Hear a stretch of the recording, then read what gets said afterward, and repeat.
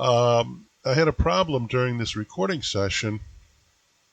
What you've heard prior to this was the completed mixed and mastered song. But we ran into a problem. Originally, we were going to do this in Bobby's studio, in his studio basement, but his computer was acting up, and we couldn't record through the system.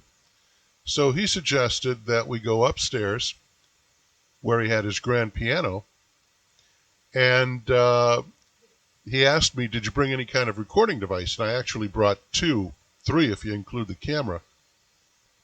And the first unit, which was a Tascam DR40, the card malfunctioned. But I always bring a second one as a backup. Although I did have backup cards, I didn't have time to swap one out, so I just grabbed the other unit and went ahead and set it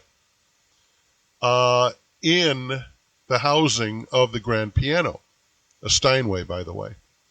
And that recorded the piano. It also recorded her voice to some degree, but as you can see in the video, she wasn't singing into a mic at all. All right? So what I did was I used the audio of her vocal from the actual camera that I was recording the event with, and then used the audio from the piano to mix and master both vocal and the piano and slap them together. And the end result was the beginning video where you saw her sing the song completely.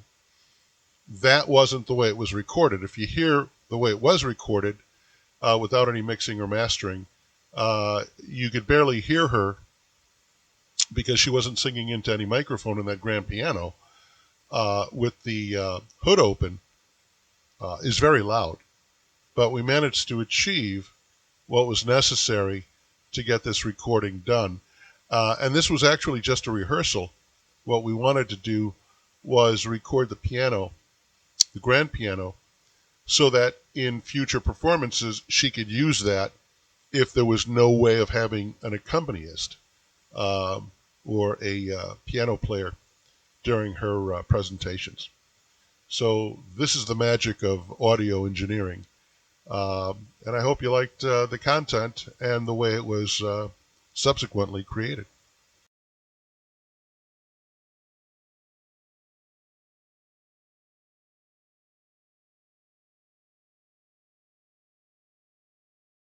All right.